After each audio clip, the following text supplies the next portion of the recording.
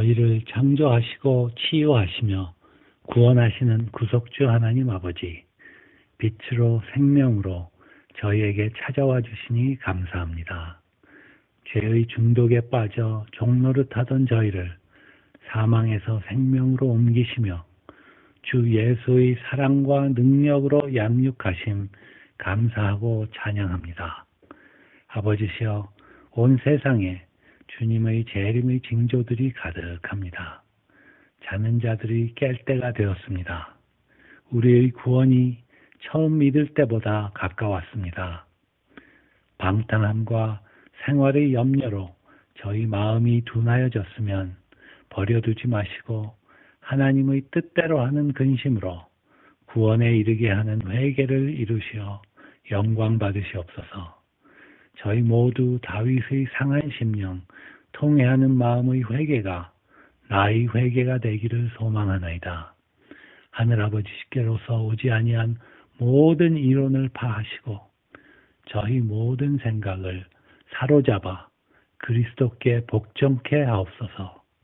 저희 안에서 사랑을 온전히 이루시어 두려움을 내어 쫓으시고 죄의 중독에서 진리로 저희를 자유케 하시어 자유로이 매 순간순간 순종케 하옵소서. 심을 씨와 먹을 양식을 분별하게 하는 지혜를 주시며 깨끗게 하사 저희를 아버지의 일꾼들로 쓰시옵소서. 또한 지금 말씀을 전하시는 이준원 박사님을 하나님의 영광을 위하여 쓰시옵소서. 말씀하시옵소서. 저희가 듣겠나이다. 주 예수 그리스도의 이름으로 기도합니다. 아멘.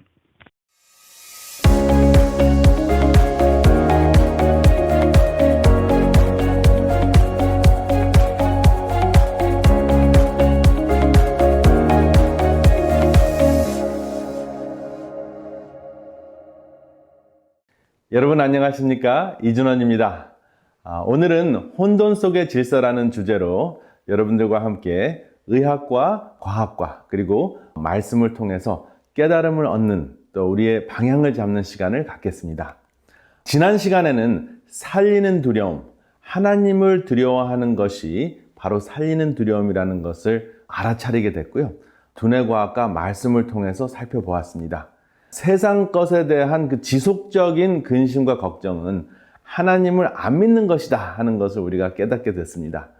여러분, 너희는 마음에 근심하지 말라. 하나님을 믿으니 또 나를 믿으라. 두려워 말라. 내가 너와 함께 함이니라. 달달달 외우는 성경절이죠. 그럼에도 불구하고 우리가 지속적으로 걱정, 근심, 두려움이 있다면 말로만 하나님을 믿는 것이고 정말 마음속 깊이 우리 삶을 통해서 하나님을 믿는 모습이 아니라는 것, 정말 심사숙고해야 될 부분이 아닌가 생각하게 됩니다. 두려움을 통해 생명의 위협을 감지하는 것은 하나님의 선물입니다. 그런데 그 감지하는 것에서 끝나고 우리가 그 다음 단계로 넘어갈 수 있도록 하나님께서 만들어 주셨는데 계속 걱정과 근심, 그리고 일어나지도 않는 일에 대한 미리 사서 걱정하는 이 모든 것들을 우리가 한번 생각해 보면서 정말 나는 하나님을 믿고 있는가 자아성찰하는 그러한 시간을 함께 가졌으면 합니다. 여기 그 말씀에 하늘과 땅과 바다와 물들의 근원을 만드신 이를 경배하라 하더라 하는 그 말씀에 그 경배의 결과는 섬김이라고 우리가 나누었습니다. 하나님을 섬기고 우리의 사랑하는 이웃을 섬기는 것이 바로 하나님을 두려워함에서부터 시작이 돼서 그것이 경배로 연결이 되고 또 진정으로 하나님을 경배하는 사람들의 모습은 섬기는 자세로 또 섬김의 삶을 사는 것이다 하는 것을 우리가 함께 나누었습니다. 오늘은 위에 나열된 것들의 공통점을 한번 생각해 보는 시간을 갖겠습니다. 루스벨, 아담과 선악과, 바벨탑, 바벨론, 그리고 짐승이 있습니다. 그리고 이러한 주제들과 각 성경절이 있는데요. 이것들의 공통점이 무엇일까요? 바로 바벨 혹은 바벨탑입니다. 그 유대인 그 철학자 필로는 이 바벨탑을 쌓은 사람들이 탑을 쌓으면서 벽돌 하나하나에 본인의 이름을 새겼다고 합니다. 그럴 정도로 본인들을 내세우는 것을 굉장히 좋아하는 사람들의 모습을 나타내고 있는데요. 성경 말씀을 보면 바벨이라는 단어가 이제 혼돈이라는 뜻으로 나타나 있는데, 원어는 밥엘인데요. 밥은 문이란 뜻이고 엘은 하나님이라는 뜻이죠. 그래서 자칭 하나님의 문이라고 이야기하면서 하나님과 비기고자 하는 그 교만을 나타내는 것이 바로 이 5 주제의 공통점입니다. 그래서 여기 다양한 그 5가지 주제, 루스벨이라는 이름이 나오는데, 루스벨이 사실은 빛이라는 그러한 좋은 의미를 가지고 있었는데 사단으로 변합니다. 왜 그랬을까요? 지극히 높으신 자와 비기고자 했습니다. 아담과 하와가 선악과를 따 먹으면서 그 결정은 지극히 높으신 자, 하나님과 같이 되려고 하는 그러한 그 선택이었습니다. 그리고 바벨탑은 분명히 하나님께서 물로 멸망시키지 않으시리라고 무지개를 통해서 약속을 하셨음에도 불구하고 높이 탑을 쌓아서 그 하나님께서 홍수를 내리시더라도 홍수 위에서 생명을 스스로 구하고자 노력한, 하나님을 정면으로 대적한, 하나님과 비기고자 한 그러한 모습입니다. 그리고 바벨론은 느부갓네살 왕이 생각나는 그러한 그 왕국이죠. 바벨론은 또 지극히 높으신 자와 비기고자 하는 그 왕의 모습을 우리가 연상할 수 있습니다. 그래서 그 왕이 짐승과 같이 살게 되죠. 그리고 제정신을 차리고 난 다음에 하나님을 발견하게 되는데, 결국은 하나님과 비기고자 하는 마음, 그 마음이 짐승의 모습입니다. 혼돈을 뜻하는 바벨탑에 대한 이야기가 창세기 11장에 나오는데요. 11장 4절에 보면 또 말하되 자, 성과 대를 쌓아 대 꼭대기를 하늘에 닿게 하여 우리의 이름을 내고 온 지면에 흩어짐을 면하자 하였더니, 이 성경 말씀을 보면 함께 모이는 도시를 이루고 그리고 탑을 높게 쌓아서 그 꼭대기가 하늘에 닿게 하자고 이야기하면서 하나님과 대적하는 모습, 교만의 모습이 나옵니다. 그리고 또 이 교만의 핵심은 무엇이냐면 유명해지려고 하는 것이죠. 이름을 내려고 하는 것입니다. 그리고 하나님께서는 생육하며 번성하여 땅의 지면을 덮으라고, 온 세상에 퍼지라고 이렇게 말씀을 하셨는데, 지면의 흩어짐을 면하자고 하나님의 말씀을 대적하는 모습이 나옵니다. 그래서 지금도 이 바벨탑을 쌓는 모습이 있는 것을 우리 모두는 알 수 있습니다. 여기 보면은 왼쪽 그림은 바벨탑을 연상해서 그린 화가의 그림이고요. 오른쪽은 다양한 그 고층 건물을 대표로 하는 건물 중에 하나인데요. 사람의 DNA를 연상해서 건물로 이렇게 실제적으로 지은 모스크바에 있는 건물입니다. 그런데 그 고층 건물의 저주라는 그러한 개념이 있는데, 반드시 그런 것은 아니지만 고층 건물을 짓자마자 경제가 무너지는 것을 역사적으로 우리는 알고 있습니다. 1920년 크라이슬러 건물, 또 엠파이어 스테이트 빌딩이 지어진 후에 1929년에 경제 대공황이 왔고요. 그다음에 1997년에 페트로나 타워가 세워진 다음에 그 다음에 IMF 사건이 터졌고, 그 다음에 2009년에 버즈 칼리파라는 그 엄청나게 세계에서 지금 가장 800m가 훨씬 넘는 그 고층 건물을 짓고 난 다음에 두바이의 경제가 흔들렸습니다. 그래서 계시록 14장 8절에 있는 말씀이 이미 이루어졌고 또 앞으로 이루어질 것이라 하는 것이 우리가 확신할 수 있는 것인데요. 계시록 14장 8절에 보면 또 다른 천사 곧 둘째가 그 뒤를 따라 말하되 무너졌도다 무너졌도다 큰 성 바벨론이여 모든 나라를 그 음행으로 인하여 진노의 포도주로 먹이던 자로다 하더라. 그래서 여기 바벨론이라는 내용이 나오고 음행이라는 내용이 나오죠. 큰 성 바벨론. 사실은 큰 성이 도시라는 뜻이고 바벨론은 혼돈이라는 뜻이죠. 그래서 도시화가 되고 혼돈 속에서 하나님을 경배하는 것 대신에 다른 것을 경배하는 것이 바로 무너진, 또 앞으로도 무너질 바벨론을 이야기하는 것입니다. 그러면 지금 현대판 바벨론은 무엇일까요? 물론 문자 그대로 현대에도 지금 큰 성이 이루어졌죠. 도시라는 큰 성들이 이루어졌고요. 그 다음에 혼잡스러운, 혼돈스러운 엄청나게 많은 사건들, 많은 정보가 우리를 혼란 속에서 지금 살고 있는데요. 그 혼란스러운 그 혼돈 속에서 하나님을 생각하는 것 대신에 다른 그 걱정거리가 굉장히 많아지는 영적인 음행이 매일 매순간 일어나고 있습니다. 그리고 지난 1년 반 동안 안전이라는 명분하에 과학적인 정보와 데이터가 신앙이나 대면 종교를 다스리고 있는 모습을 우리가 볼 수 있었습니다. 그래서 이 신앙은 비필수이다, non-essential이다 라고 이야기를 하면서 교회 문을 닫았습니다.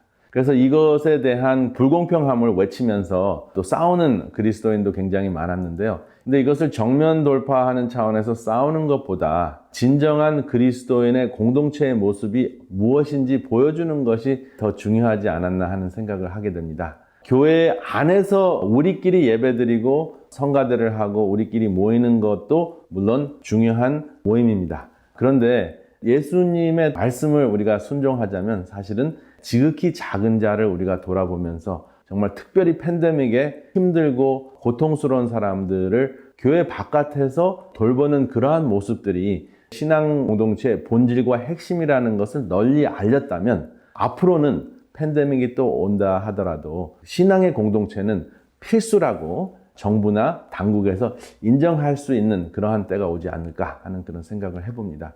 앞으로 또 다른 팬데믹이 올지 모릅니다. 그래서 우리의 신앙 생활의 모습이 어떻게 우리가 업그레이드 돼야 될지 함께 생각할 수 있는 굉장히 중요한 1년 반이었다고 생각합니다. 그런데 오늘 여러분들과 함께 나누고자 하는 그 내용은 그 안전이라는 명분으로 과학적인 정보가 신앙관과 말씀을 지배했다는 것입니다. 그래서 말씀은 쑥 들어가고 과학적인 정보에 귀 기울일 수밖에 없는 그러한 상황이 벌어졌는데 바로 이것이 정보 바벨론이 아니었나 하는 생각이 듭니다.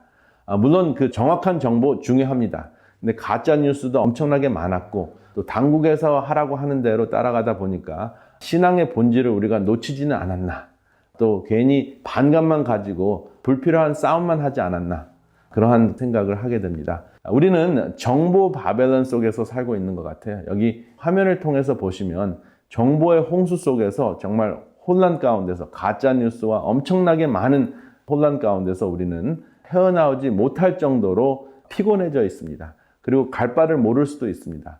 여기 화면을 보시면은 작은 배를 타고 있는데 010101이 이게 바다 표면에 이렇게 쓰여져 있는데 그것이 디지털 정보 시대라는 것을 암시하고 있습니다. 여러분들이 가지고 계신 그 전화, 바로 0101 정보의 홍수를 우리에게 쏟아붓는 매개체입니다.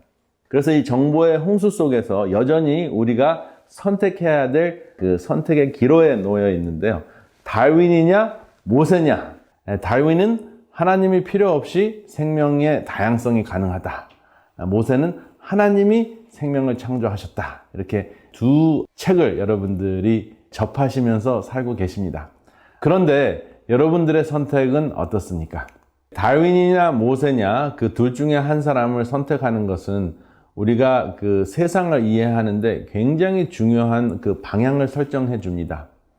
다윈을 비롯한 3명의 대표적인 진화론자들이 있는데요. 다윈, 그리고 다윈 다음에는 해밀턴, 그리고 해밀턴 다음에는 도킨스가 있습니다. 다윈은 자연 선택이라는 개념으로 적자 생존을 우리에게 소개를 했습니다. 적자 생존이라는 것은 서로 경쟁해서 살아남는 자가 강하다.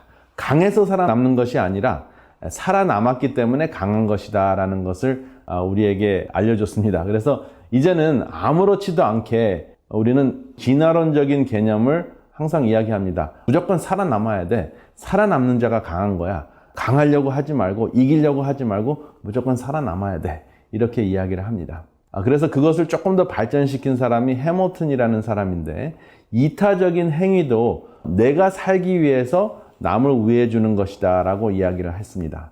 그리고 도킨스는 그것을 더 발전시켜서 이기적 유전인자라는 그러한 개념을 가지고 인간을 포함한 모든 생명체는 유전인자를 운반하는 운반체에 불과하다. 그래서 뭔가 이타적인 또 신앙적인 어떠한 어떤 의도가 있는 것이 아니라 그냥 유전인자를 유지하기 위해서 유지하는 것을 성공한 운반체들이 살아남은 것이다. 그렇게 구체적으로 설명을 합니다. 이 세 사람들은 하나님이 필요 없다고 하잖아요. 그런데 이 세 사람도 하나님을 믿습니다.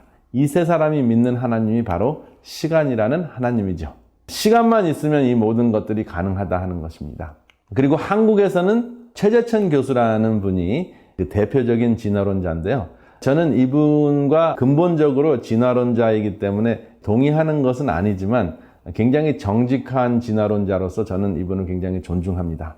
그리고 이분이 생태학을 연구하시는 분이기 때문에 지구의 생명을 사랑하는 차원에서 채식을 또 하십니다. 그래서 여러 가지 그 생활적인 차원에서 겹치는 것들이 많은데요. 이분이 정직하다고 제가 이야기를 하는 것은 TV 방송에서 생명의 기원에 대해서 강의를 해달라고 부탁을 했더니 생명의 기원? 아무도 몰라요. 너무 어려운 질문이에요. 이렇게 이야기하면서 본인은 이 생명의 기원에 대해서 정확하게 답할 수 있는 자신이 없다고 솔직하게 얘기하시면서 이미 만들어진 그 생명 이후에 어떻게 다양한 생명체가 이루어졌는지는 설명을 할 수 있지만 처음에 생명이 어떻게 무생물이 생물이 되었는지는 설명할 수 없다. 과학적으로 설명할 수 없다. 이렇게 이야기를 했습니다. 제가 그것을 들으면서 굉장히 정직한 과학자다 생각을 했습니다. 그래서 과학이라는 것은 틀이 있기 때문에 그 이상을 갈 수 없기 때문에 그렇게 이야기할 수밖에 없습니다. 그런데 이 이기적 유전인자가 치명적인 오류가 있다고 이야기하는 세계적인 학자들이 이제 생겨나고 있습니다. MIT의 예니얼 바리암이라는 그 진화론자인데요. 이기적 유전인자로 생명체의 다양성을 설명을 하기에는 수학적으로 불가능하다. 이렇게 이야기를 했습니다. 여러분, 이분의 그 Selfish Gene Theory of Evolution called Fatally Flawed라는 그 논문을 한번 살펴보시면 이분의 주장을 아실 수가 있는데 그 도킨스 다음에 같은 그 진화론자들도 서로 동의하지 않는 것을 알 수가 있습니다. 정말 혼돈 속의 혼돈입니다. 바벨론이죠.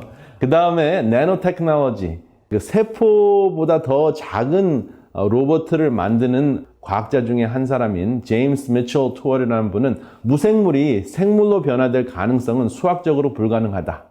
무한한 시간이 있다고 해도 불가능하다 하는 것을 확신한다라고 이야기를 하면서 결국은 무생물이 생물로 변하는 것은 과학적인 영역이 아닌 것 같다라고 확실히 이야기를 합니다.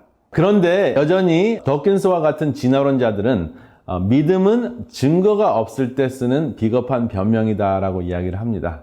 그런데 사실은 진화론자들은 이미 있는 것을 가지고 논리적으로 설명하는 것이지 없는 것에서 있게 되는 것을 설명하지는 못하거든요. 그렇기 때문에 여전히 처음 어떻게 생명이 시작이 됐는지 생명의 기원에 있어서는 빅뱅이라는 것을 또 혹은 어떠한 그 사건을 믿어야 됩니다. 증거가 없습니다. 그래서 둘 다 믿음의 영역이라는 것이 확실해졌죠. 성경에서는 처음과 끝, 알파, 오메가가 바로 예수라고 이야기를 합니다. 그리고 구약에서는 여호와라고 부르죠. 스스로 있는 자. 바로 이 스스로 있는 자가 I am that I am. 나는 항상 스스로 있는 자다. 그 스스로 있는 자가 모든 것을 있게 하셨다 하는 것을 믿을 것인지 아니면 우연히 무생물이 생물로 잘은 모르지만 어떻게 그렇게 됐는지는 모르지만 생겼다 하는 것을 믿을 것인지 그 선택의 기로에 우리가 놓여 있는 것입니다. 그래서 저는 사도 바울의 말씀을 믿기로 했습니다. 과학을 연구하고 또 진화론을 읽으면 굉장히 설득력 있게 논리를 전개를 하는데 처음을 설명하지 못하고 끝을 설명을 하지 못해서 알파와 오메가가 빠졌습니다. 알파와 오메가인 그 예수가 빠졌습니다. 그래서 저는 히브리서 11장 1절에 있는 그 말씀을 오히려 더 제 삶의 그 방향으로 믿고 있는데요. 히브리서 11장 1절 믿음은 바라는 것들의 실상이요 보이지 않는 것들의 증거니. 그래서 증거가 없기 때문에 증거 없을 때 비겁한 그 변명을 하는 것이 아니라 보이지 않아도 증거로 믿는 것이 바로 바라는 것들의 실상이라고 믿는 것이 바로 믿음이라고 저는 확신하기 때문에 여러분들과 함께 이 방향에서 우리의 세상을 보면 그 홍수 속에서 목말라 죽지 않고 생수를 얻을 수 있다라고 확신을 합니다. 이제 과학으로 들어가겠습니다. 제가 첫 시간에 변연계 속에는 편도체가 있다고 말씀을 드렸습니다. 편도체는 바로 알몬드 크기의 놀라움 또 두려움을 감지하는 두뇌의 그 기관이라고 말씀을 드렸습니다. 그래서 제가 의사이기 때문에 오늘 강의에는 병에 대한 두려움에 대해서 말씀을 나누려고 하는데 그 편도체가 병에 대한 두려움을 느꼈을 때 우리는 그 이성적으로 그 병에 대해서 충분히 생각을 하지 못하고 정말 반이성적으로 좋다는 것을 사재기하는 모습을 우리가 보았습니다. 휴지, 마스크, 물을 그냥 남 생각하지 않고 잔뜩 사는 그러한 모습을 보았는데 사실은 남을 보호하지 않으면 나도 나중에는 문제가 생길 수 있음에도 불구하고 나만 챙기는 그러한 그 두려움의 반응, 두려움이라는 그 감성적인 그러한 모습을 봤는데요. 이러한 모습들이 사실은 팬데믹이 아니더라도 우리가 흔히 볼 수 있는데요. 각종 비타민이나 보조식품이나 또 다양한 그 신제품들, 건강에 좋다면, 장수의 비결이라면 우리가 정말 불필요한 것들을 많이 사고 관심을 갖는 것을 볼 수가 있습니다. 이것은 편도체가 작동해가지고 두려움 때문에 반이성적으로 하는 행동입니다. 그래서 이 전두엽을 잘 활성화시켜서 분별해서 정리하고 그 다음에 질서정연하게 선택하는 것이 굉장히 중요합니다. 왜냐하면 우리가 믿는 하나님은, 우리가 선택한 하나님은 질서의 하나님이기 때문에 그렇습니다. 이 전두엽은 우리에게 혼돈에서 질서를 주는 그러한 굉장히 중요한 역할을 하는데, 오늘은 걱정, 불안, 근심을 극복할 수 있고 그리고 두려움과 공포를 극복할 수 있는 건강의 질서에 대한 이야기를 함께 나누겠습니다. 질병의 혼돈, 질병의 바벨론이라고 제가 이름을 붙일 수가 있겠는데요. 코로나 바이러스, 심장병, 자가면역증, 중풍, 당뇨병, 암, 그리고 그 밖에 많은 그 질병들은 결국은 우리를 굉장한 혼란에 빠지게 합니다. 내가 병에 걸리지 않았을 때는 그냥 남 얘기 같고 그냥 과학적인 정보, 그냥 재밌는 것이다. 또 흥미중심적으로 강의를 듣다가 막상 나한테 문제가 생기면 어떻게 해야 될지 머리가 하얗다고 하는 분들이 굉장히 많습니다. 건강 강의를 그렇게 수십 년 동안 들었는데 막상 내가 코로나 바이러스에 이번에 걸리니까, 내가 지금 심장혈관이 막히니까, 또 내가 지금 류마티스 관절염에 걸리니까, 내가 중풍 때문에 쓰러지니까, 내가 당뇨병 진단을 받으니까, 그리고 내가 암이라고 하니까 어쩔 줄을 모르겠다. 정말 혼란스럽고 혼돈 속에 빠졌다. 바로 질병의 바벨론에 사로잡혀 있는 많은 분들을 제가 만나게 되었습니다. 그래서 오늘은 질병의 그 혼돈 속에서, 질병 때문에 생기는 혼란 속에서, 바벨론 속에서 우리가 어떻게 나올 수 있는지 함께 이야기하는 시간을 갖겠습니다. 일단 병은 한 가지인데 치료는 100가지라고 이야기할 정도로 혼란스럽죠. 코로나 바이러스에 감염됐다고 하면 정말 또 많은 사람들이 이것저것 하라고 이야기합니다. 백신 후유증도 무섭기 때문에 백신 맞지 말아야 된다. 또 백신을 맞으려면 이렇게 해야 된다 하는 이야기들 굉장히 많았습니다. 그리고 내가 자가면역증일 때는 정말 5만 가지 보조식품을 많이 받고 그 다음에 다양한 이야기들을 듣습니다. 심장혈관이 막혔을 때 어떻게 하라. 또 중풍이 걸렸을 때 이렇게 하라. 당뇨병으로 눈이 안 보이면 이렇게 해야지 좋다. 그리고 암 진단을 받았을 때는 사실은 다른 어떤 질병보다 굉장히 많은 치료에 대해서 이 얘기 저 얘기를 많이 듣습니다. 한마디로 바벨론입니다. 그러면 어떻게 이것을 혼란 가운데서 어떻게 정리를 잘해서 혼란 가운데서 우리가 제대로 방향을 정하고 목적지까지 항해를 할 수 있을까요? 여러분, 코로나 바이러스를 간단하게 정리하자면 다음과 같습니다. 여러분, 코로나 바이러스에 대해서 너무 많이 들었기 때문에 이제 더 이상 듣고 싶지 않을 정도로 많이 들으셨습니다. 그런데 코로나 바이러스는 여러분, 우리가 조심해야 되고 정말 방역을 잘해야 될 존재고, 그 코로나 바이러스에 대항한 그 백신을 맞아야 될 존재이긴 하지만 혼란에 빠져야 될 대상은 아닙니다.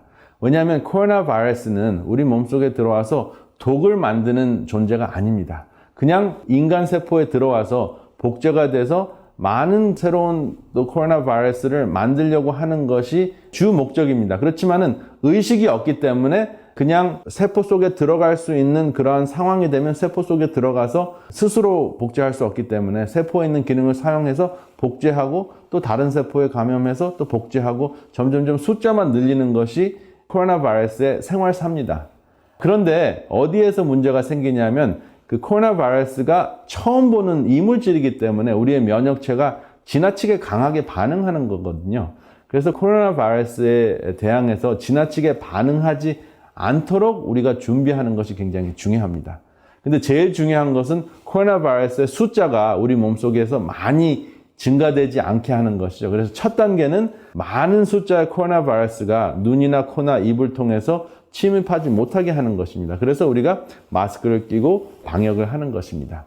그리고 이제 우리 몸속에서 코로나 바이러스가 폐를 통해서 또 혈관을 통해서 들어왔을 때 이물질로 보이기 때문에 그 코로나 바이러스를 죽이기 위해서 면역체가 싸우는 과정에서 염증이 생깁니다. 그래서 염증이 생기는 이유 때문에 그것이 이제 그 혈전으로 진행이 되고, 혈전으로 진행이 되면 그 혈관이 막히거든요. 그럼 혈관이 막히면 다양한 부분에서 산소 공급을 받지 못하기 때문에 기관이 망가지는 것입니다. 그래서 아주 간단하게 생각하면 코로나 바이러스도 염증을 일으키는 이물질이다라고 생각하시면 정확합니다. 그래서 염증을 일으키지 못하게 하는 것이 관건인데요. 염증을 일으키지 못하게 하는 생활 습관이 바로 무지갯빛 생활 습관입니다. 그리고 까치발 운동입니다. 그리고 정말 이러한 그 질병이 우리에게 침입을 했을 때 가장 중요한 것은 두려움과 공포 속에서 떠는 것이 아니라 정리해서 방어를 하는 것이 중요하기 때문에 하나님을 신뢰하는 것, 창조주를 신뢰하고 극복할 수 있다는 확신을 갖는 것이 가장 중요합니다. 그래서 코로나 바이러스에 감염이 됐을 때 제일 먼저 해야 될 것은 산소 포화 기계를 가지고 측정을 하는 것이죠. 그래서 측정을 했을 때 95% 이상이 되면 위험하지 않기 때문에 두려워하실 필요가 없습니다. 그리고 90% 미만이 되면 병원에 가셔서 이러한 상황이기 때문에 코로나 바이러스의 숫자를 감소시키고 염증을 또 줄이고 산소 공급을 받고 해서 대부분의 경우는 극복할 수가 있다라는 것을 생각을 하시면 코로나 바이러스에 대한 지나친 두려움에 빠지실 필요가 없는 것이죠. 그리고 백신에 대해서 이제 많은 논란이 있고, 특별히 한국 같은 경우는 애스트라제네카가 혈전을 일으킨다. 또 미국에서는 존슨앤존슨이 혈전을 일으킨다라고 하는 그러한 그 뉴스 때문에 두려워하는 경향이 있지만, 사실 이러한 그 혈전의 가능성이 100만 분의 1 정도 되거든요. 100만 명이 맞으면 1명 정도가 혈전이 된다는 것이 지금 나타났는데, 그 혈전도 미리 그 증상을 발견을 하면, 또 발견을 해서 빨리 치료만 하면 혈전을 녹일 수가 있습니다. 그렇기 때문에 그 대책이 있기 때문에 지나치게 두려워할 필요가 없고요. 그리고 비행기를 타셨을 때는 그 혈전의 가능성이 1000명 중에 1명인데, 백신을 맞았을 때는 100만 명 중에 하나니까 비행기 타는 것보다 더 안전한 것이죠. 근데 비행기는 아무런 걱정 없이 타는데 백신은 정말 두려워합니다. 왜냐하면 새로운 것이기 때문에 그런 것 같습니다. 그리고 안 맞으면은 혈전이 안 걸렸을 텐데 괜히 맞아서 혈전에 걸리면 어떻게 되냐, 나는 안 맞고 싶다, 이렇게 생각하시는 분도 계십니다. 그런 분들은 방역을 철저히 하시면서 안 맞으시면 됩니다. 그래서 지나치게 고민하시지 않고 백신이나 코로나 바이러스 때문에 우리의 삶이 정지되는 것을 우리가 극복하는 것이 굉장히 중요한 자세라고 생각합니다. 그리고 루마티스 관절염을 제가 자가면역증의 그 대표적인 질병으로 오늘 소개해드리고 싶은데요. 왜냐하면 이 코로나 바이러스가 처음 발발했을 때 루마티스 관절염 약을 섭취하면 도움이 된다라고 해가지고 그 하이드록시클로로퀸이라는 루마티스 관절염 약이 동의난 적이 있었습니다. 그런데 사실은 하이드록시클로로퀸이 의학적으로, 과학적으로 모든 사람에게 그 득이 되는 것보다 또 불이익이 될 가능성도 있기 때문에 이것을 그 모든 사람에게 권장하고 있지는 않습니다. 그런데 루마티스 관절염이 있는 사람이 어차피 하이드록시클로로퀸을 써야 되는 사람이 쓰게 되면 코로나 바이러스에 걸릴 가능성을 감소시킬 수도 있기 때문에 일석이조가 되는 상황은 됩니다.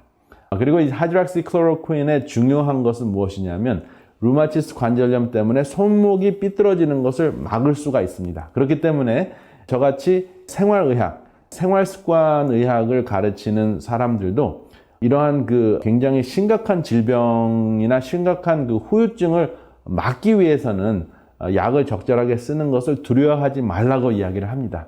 그래서 여러분들이 그 건강 식생활이나 그 식생활이나 생활 양식을 통해서 모든 질병을 고치려고 하는 것도 치우치는 그 혼란이라고 생각합니다. 그래서 그러한 혼돈 속에 빠지시지 마시고 의사와 잘 상의를 하셔서 이렇게 심각한 후유증은 내가 막아야 되기 때문에 적절하게 약을 쓸 때는 쓰고, 그리고 일반적으로 생활 습관으로 우리의 모든 그 다양한 질병들을 막을 수 있는 그러한 삶은 항상 우리가 사는 것이 굉장히 중요합니다. 그런데 병이 걸렸을 때만 건강식 생활을 하고 병이 안 걸렸을 때는 그냥 아무렇게나 사는 것은 그것도 또 하나의 바벨론입니다. 혼돈입니다. 그렇기 때문에 기본적으로는 항상 무지갯빛 중심적인 식생활을 하시면서 운동을 하시고, 그 다음에 그 두려움을 극복하는 그러한 신앙심을 가지시면서 추가적으로 심각한 후유증을 막기 위해서 처방전을 받는 것에 대해서 두려워하시지 마시기 바랍니다. 그래서 현대의학과 생활의학을 적절하게 사용하시는 지혜를 가지시는 것이 굉장히 중요할 것 같습니다. 제가 이러한 그 치우치는 혼란을 제가 많이 봤기 때문에 치우치지 않는 것이 건강 그 정보의 홍수 속에서 살아남는 길이라고 생각을 합니다. 또 다른 질문은 심장혈관이 막혔을 때 어떻게 해야 하나요? 하는 질문인데요. 심장혈관이 막혔을 때는 일단은 그 심장혈관이 막힌 이유를 알아야 되는데 엔지오그램이라는 그 검사를 통해서 심장혈관이 어떻게 어느 정도 막혔는지 알 수가 있습니다. 그런데 이제 대부분의 경우는 엔지오그램이라는 그 검사를 하면서 심장혈관을 보는 그 시술을 하면서 막힌 혈관에 스텐트를 넣을 수 있으면은 스텐트를 넣게 됩니다. 그런데 스텐트를 넣어도 도움이 안 될 것 같다 하면은 가슴을 열고 혈관 이식 수술을 하게 됩니다. 그래서 사실은 이 급한 상황, 그 루마티스 관절염과 같이 이렇게 손이 이렇게 삐뚤어지는 상황, 또 코로나 바이러스도 그 호흡곤란 때문에 인공호흡이 필요할 때, 이러한 때는 우리가 알아차려서 현대의학의 기술을 빌리는 것도 지혜로운 선택입니다. 그래서 내가 수술 받는 것이 무섭기 때문에 수술을 무조건 피하는 것도 사실은 생명을 더 빨리 잃을 수 있는 그러한 문제가 되기 때문에 급한 불은 일단은 끄시고 그 다음에 더 이상 혈관이 막히지 않을 수 있는 생활 습관을 적용하는 것이 굉장히 중요합니다. 그래서 스텐트를 하고 나면은 항응고제, 그리고 콜레스테롤 약, 그리고 혈관 이완제를 복용하게 되는데 여기서 꼭 실천해야 될 것은 항응고제 복용하는 것은 하시기 바랍니다.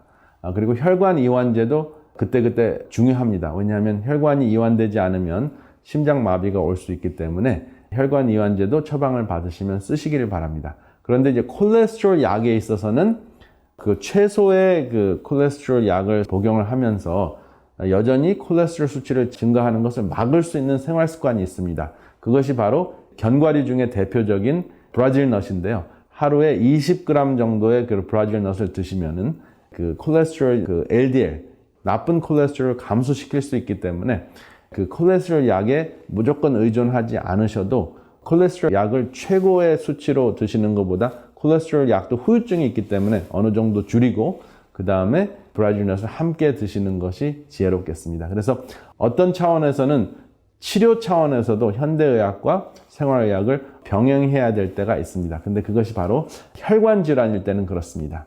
그리고 누구나 항상 실천해야 될 생활의학이 바로 무지갯빛 식생활, 그리고 다양한 견과류, 그리고 걷기, 그리고 두려움을 극복할 수 있는 신뢰하는 마음. 이러한 것은 항상 우리의 삶 속에 적용이 돼야 되는데 이것을 말로만 할 것이 아니라 정말 하나님을 두려워하면서 심각하게 생각하면서 이 세상의 것을 두려워하는 것보다 하나님을 두려워하는 것이 무엇인지 정말 심사숙고하는 것이 아주 중요할 것 같습니다. 그리고 그 심장혈관이 막혔을 때 또 굉장히 심각한 질병에 걸렸을 때 굉장히 중요한 성경 말씀이 있는데 내가 산 것이 아니요 내 안에 그리스도께서 산 것이라. 한자로 하면 필사즉생, 필생즉사입니다. 죽고자 하면 살 것이요 살려고 애를 쓰면 죽을 것이다. 그래서 사실 심장혈관이 막히면 정말 두렵고 불안할 수가 있는데 내가 죽어도 살겠다 하는 하나님을 믿는 믿음 가운데서 살게 되면 오히려 더 많은 사람들이 심장혈관에 막히는 그러한 그 심장병에서 승리하는 것을 제가 체험을 했기 때문에 그 심장병에 대해서 온 정신을 집중하시지 말고 내가 산 것이 아니요 내 안에 그리스도께서 산 것이라는 그 삶을 매일 매순간 머릿속에 되뇌우면서 건강 생활을 하시는 것이 굉장히 중요합니다. 그리고 심장병보다 좀 더 비참한 병이 있는데요. 정신은 맑은데 몸이 꼼짝하지 못하는 중풍입니다. 중풍의 가장 큰 위험 그 요인이 되는 것이 고혈압인데 많은 경우에 고혈압을 대수롭지 않게 생각을 하는 경향이 있어요. 고혈압을 치료하는 것에서도 굉장히 혼란스러운데요. 혈압이 160에서 100 이상이 되는 경우에는 일단은 약을 복용하시는 것이 좋습니다. 그리고 난 다음에 모든 그 생활 습관을 이제 바꾸시는 것이 중요한데요. 일단은 좌식을 피하셔야 됩니다. 앉아서 생활하는 것을 이야기하는 거죠. 앉아 있는 시간이 길면 길수록 혈압은 올라갑니다. 그리고 과식을 절대적으로 피해야 되는데요. 당이나 소금이나 기름기나 그리고 단백질도 지나치게 섭취하게 되면 그것이 혈압을 증가시킨다 하는 것이 이제 확인이 됐죠.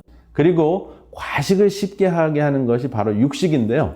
육식 안에는 육식을 맛있게 만들게 하기 위해서 설탕도 들어가고 또 간도 들어가고 육식 자체에 기름기도 많고 단백질이 많기 때문에 사실은 고혈압을 극복하는데 육식은 굉장히 힘들게 하는 그러한 음식입니다. 그래서 이러한 그 좌식, 과식, 육식 대신에 무지갯빛, 걷기, 그리고 생태계를 사랑하는 차원에서 또 내 몸을 사랑하는 차원에서 채식을 하는 것이 굉장히 필수적입니다. 그래서 제가 이제 지금 말씀드렸던 질병을 대처하는 골자를 보면 제일 먼저 급한 불은 끄시고 현대의학을 빌려서라도 급한 불은 끄시고 그 다음에 생활의학을 적용하는 것이 계속 같은 테마로 나오죠. 그래서 여러분들이 그렇게 정리를 하시면 불안하거나 두려움에 휩쓸리지 않으실 수가 있습니다. 그리고 당뇨병의 가장 두려운 것이 무엇일까요? 물론 당뇨병 때문에 뇌졸중이나 심장마비에 걸리실 수도 있습니다. 그런데 당뇨병의 가장 두려운 것은 눈이 안 보이는 것입니다. 그래서 눈이 안 보이는 것을 예방하기 위해서는 당뇨병에 있어서는 여러분들의 생활이 가장 중요한데요. 당뇨병 초기나 중기는 약을 쓰지 않아도 극복할 수 있는 가능성이 굉장히 높습니다. 그래서 당뇨병을 극복하는 제 첫 번째 방법은 근육을 강화시키는 것입니다. 많은 사람들은 근육을 증가시키려면 육식을 해야 된다고 생각을 합니다. 그리고 육식을 하면 당장은 당 수치가 올라가지 않기 때문에 육식을 권장하는데 그것은 근본적인 치료가 되지 못합니다. 왜냐하면 육식도 과하게 하면은 초과된 단백질이 무엇으로 변한다고요? 지방질로 변합니다. 그래서 초과된 단백질이 지방질로 변하면 그러면은 당뇨병이 더 악화가 됩니다. 왜냐하면 지방질은 그 세포가 그 인슐린에 무뎌지게 만들기 때문에 오히려 당 조절은 되는 듯 하는데 결국은 그 인슐린에 민감한 반응을 하지 못하기 때문에 당뇨병은 악화될 수가 있습니다. 그래서 채식을 통해서 운동을 하시면서 여러분들의 근육을 조절하는 것이 가장 중요합니다. 그리고 근육을 강화시키는 가장 중요한 거 한 가지만 뽑으라면 뭐가 있겠습니까? 운동입니다. 그래서 근육을 늘렸다 줄였다 하는 근력 운동이 굉장히 중요하고요.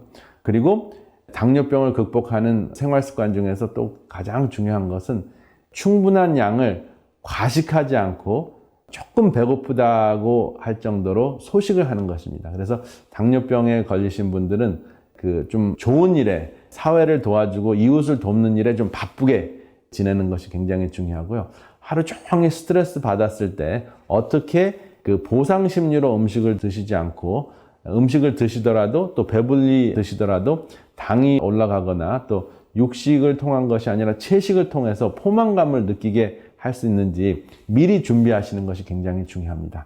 그리고 당뇨병에 굉장히 치명적인 것은 걱정과 두려움입니다. 왜냐하면 걱정과 두려움이 우리 몸속에 느껴질 때마다 어드레날린이라는 스트레스 호르몬이 증가해서 당 수치를 올리기 때문에 그렇습니다. 그래서 역시 당뇨병도 정리하자면 눈이 안 보일 수 있기 때문에 철저하게 관리해야 됩니다. 그래서 지금 바로 여러분들의 생활 습관이 변하지 않으면 당뇨병은 사실은 당장 뭐 수술할 수 있는 병도 아니고 또 약물을 지나치게 써서 그 당을 100 미만으로 매일 유지를 하면 오히려 지나치게 당을 조절을 하는 사람들이 더 일찍 죽는다는 그러한 연구 결과가 잘 알려져 있습니다. 그래서 당뇨병은 사실은 아주 확실하게 생활 습관밖에 없습니다.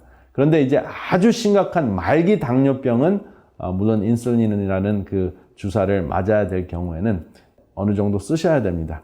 그렇지만 그 상황에서도 철저하게 생활 습관을 바꾸시면 인슐린을 맞지 않고도 극복할 수 있는 그러한 건강이 돌아오시는 분도 꽤 많이 있습니다. 그리고 암 진단을 받았을 때 우리는 가장 큰 혼돈에 빠집니다. 암 진단을 받았을 때는 암이라고 하는 그 두려움 속에 빠져 있으면 혼란스럽거든요. 그래서 암 진단을 받았을 때 가장 먼저 해야 되는 것은 정확한 상태를 아는 것이 중요합니다. 그래서 조직 검사와 전이 상태를 일단은 제대로 딱 확인을 하시고 항암 치료를 해야 되는가 말아야 되는가를 결정을 해야 되는데요. 저 같은 경우에는 여러분들의 연세나 여러분들의 상황에 따라서 이 항암 치료의 결정은 조금 다를 수가 있다고 생각합니다. 그래서 여러분들의 삶의 질하고 생존하고 이렇게 딱 비교했을 때 삶의 질은 떨어지는데 생존만 6개월, 1년을 증가시킨다 하는 것은 항암 치료를 받는 차원에서 제게는 그렇게 큰 의미가 없을 것 같습니다. 그런데 생명도 살리고 삶의 질도 잠깐은 감소가 되지만 그 이후에는 삶의 질을 증가시킬 수 있다 했을 경우에는 항암 치료도 전문의와 심사숙고해서 잘 결정하시는 것이 중요하다고 생각합니다. 그래서 무조건 항암 치료를 받지 않고 그냥 생활 습관으로 고쳐야 되겠다 하는 것은 지혜롭지 않은 결정일 수도 있습니다. 그래서 수술할 수 있는 암은 수술을 받고 그 다음에 무지갯빛 음식과 그리고 항암즙도 하루에 2번이나 3번 정도 이상은 드시지 않는 것이 좋습니다. 왜냐하면 그 채소를 농축해가지고 하루에 8잔씩 드시는 분도 계시는데 결국은 소화기관이 헐어서 오히려 후유증이 생길 수도 있습니다. 왜냐하면 음식 자체도 굉장히 강력한 그러한 그 화학 물질이기 때문에 조심하셔야 된다 하는 것을 기억하시기 바랍니다. 그리고 이 암만큼 우리의 정신 건강을 치명적으로 영향을 끼칠 수 있는 병이 없습니다. 그런데 반대로 또 암만큼 삶의 의미나 영적인 건강을 주는 질병도 없습니다. 왜냐하면 일단 암이라는 진단을 받으면 내가 얼마 남지 않았구나 하는 그러한 그 두려움이 생기거든요. 근데 두려움에 빠지면은 더 빨리 생명을 잃을 수 있지만 그 두려움을 시작으로 해서 하나님과 더 가까이 갈 수가 있습니다. 그리고 소중한 사람과 더 가까이 갈 수 있는 굉장히 중요한 기회일 수도 있습니다. 그래서 암이 나에게는 굉장한 친구요, 스승이었다고 이야기하는 사람들일수록 암을 극복하는 사람들이 굉장히 많습니다. 여러분, 내가 암이라는 그 진단을 받았을 때 병 낫기를 간구하는 기도보다는 하나님을 두려워할 수 있게 해달라는 기도가 더 중요합니다. 하나님을 두려워할 수 있게 해달라는 것은 하나님을 무서워하라는 것이 아니라 하나님을 더 경배하고 하나님께서 원하시는 삶을 살 수 있게 해달라고 하는 기도잖아요. 근데 하나님께서 원하시는 삶을 살다 보면 어느새 암이 사그라지는 것을 체험하실 것입니다. 이러한 분들을 굉장히 많이 봤는데요. 암에 딱 걸리면 그냥 그 산에 들어가가지고 암 치료에 집중하는 사람도 있고 어떤 분들은 정말 봉사하고 이웃을 섬기는 분들이 있는데 산속에 들어가서 암투병에 집중하는 사람보다 이웃을 섬기는 사람이 훨씬 더 생존율이 높고 삶의 질이 더 높다 하는 것이 과학적으로 입증이 됐습니다. 선택은 여러분의 것입니다. 여러분, 우리가 병이라는 진단을 받고 또 특별히 암이라는 진단을 받았을 때 우리에게 가장 큰 도움이 되는 것은 하나님을 섬기고 이웃을 섬기는 것이라고 말씀을 드렸습니다.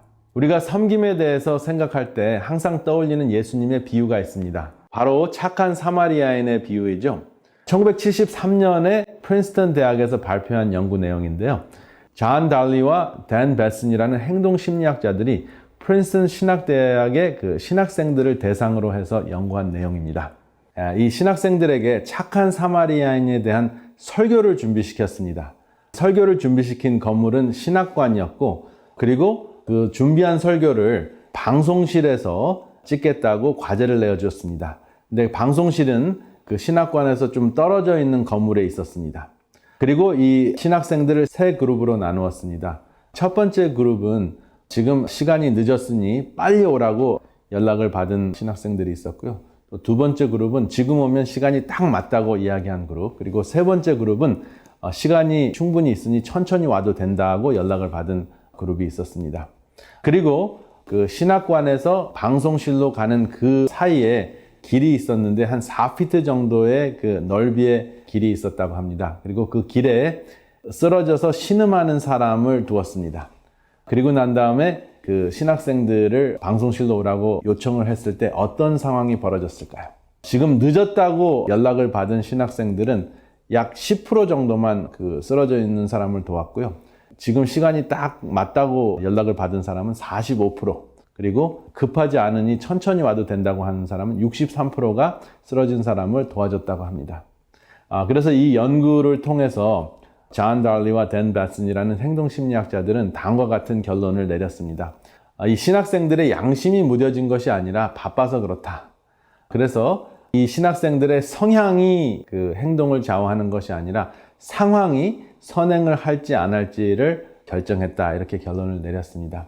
그런데 저는 이 연구 결과를 보면서 여전히 사람은 시간에 엄청난 구애를 받는구나 하는 것을 알게 되었습니다. 그래서 양심과 상황의 그 연구 결과도 흥미로웠지만 시간이 급하면 의미 있는 것을 다 잊어버리는구나. 저도 사실은 이 방송을 찍으면서 급하게 하면은 방송이 제대로 녹화가 되지 않는 것을 항상 체험을 합니다. 그리고 급하게 무엇을 하게 되면은 다른 것이 눈에 보이지 않는 것이 인간의 참 어리석고 연약한 모습인데요.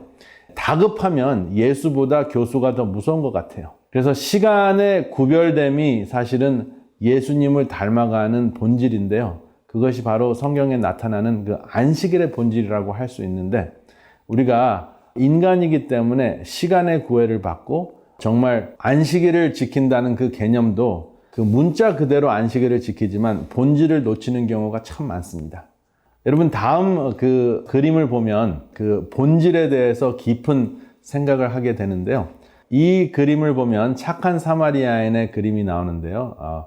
이것이 굉장히 유명한 렘브란트의 그림입니다. 왼쪽은 칼라로 되어 있고 오른쪽은 흑백으로 되어 있는데요.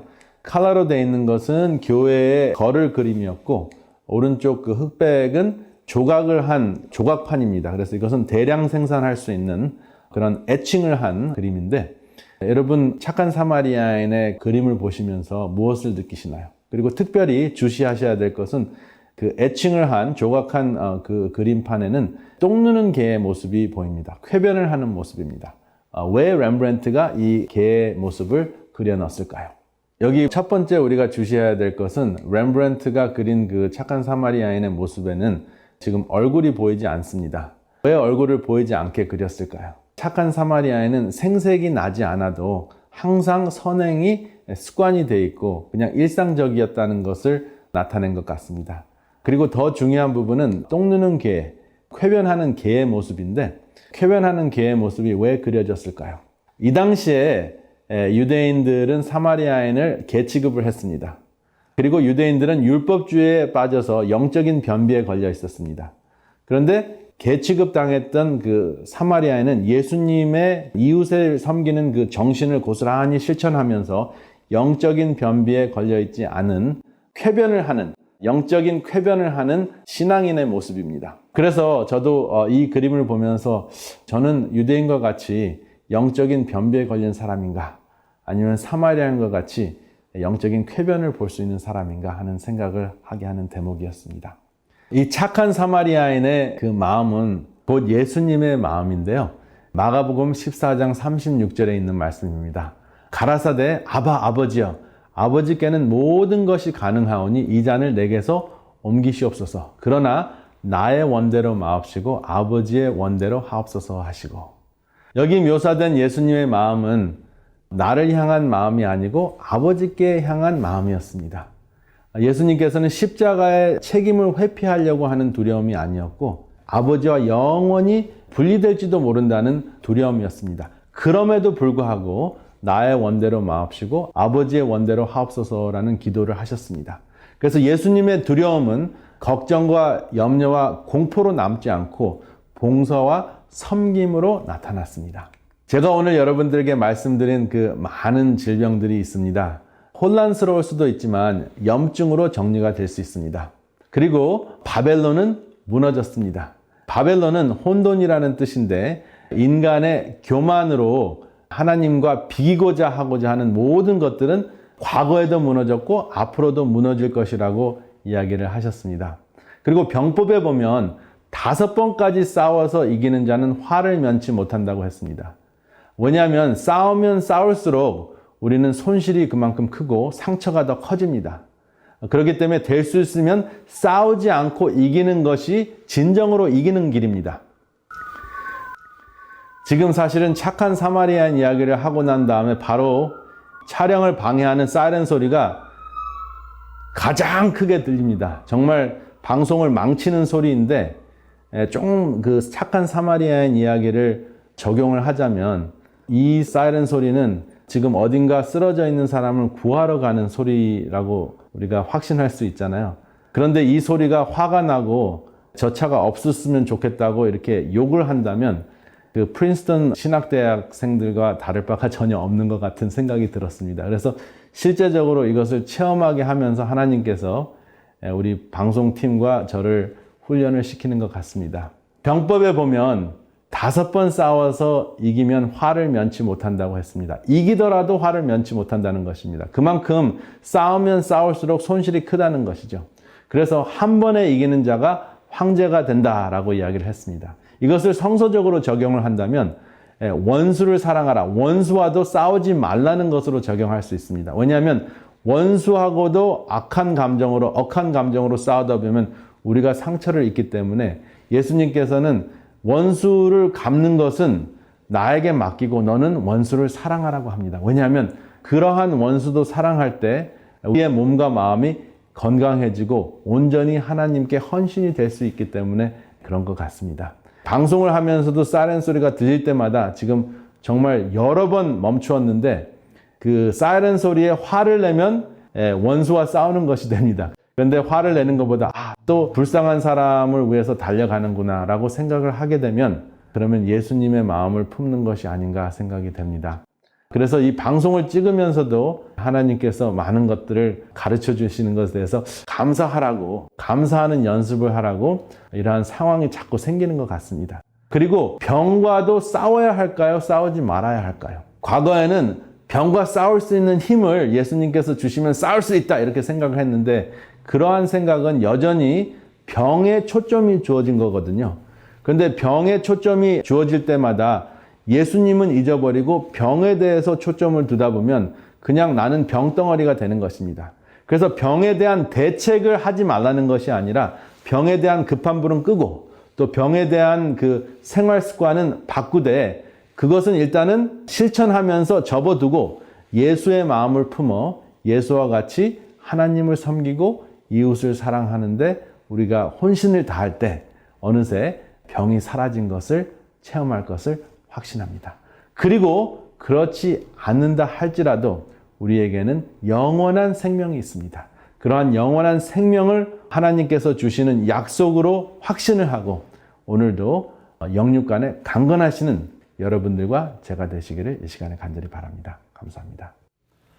남은 자여 창조주 전하라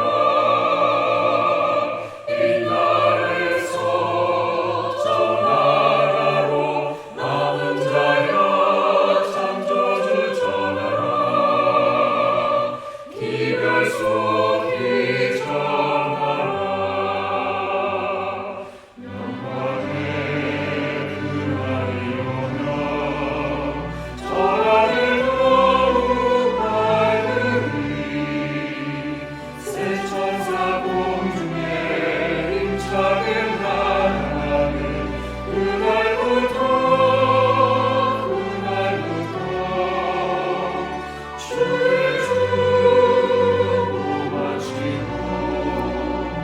영광의 그날이오나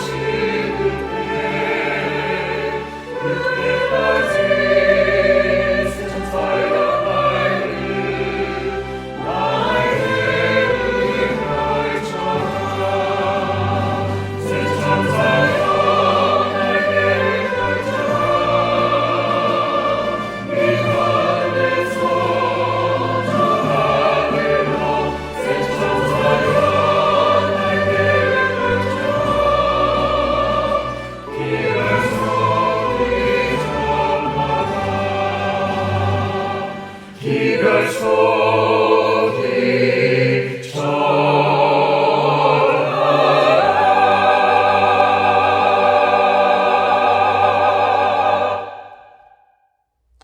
우리의 혼란스러운 삶 속에서 질서를 주시는 주님, 인간의 욕망으로 인해 찾아온 질병과 고통 속에서도 생명의 법칙을 통해 건강의 질서와 영적의 거룩함을 자상하게 보여주셔서 감사합니다.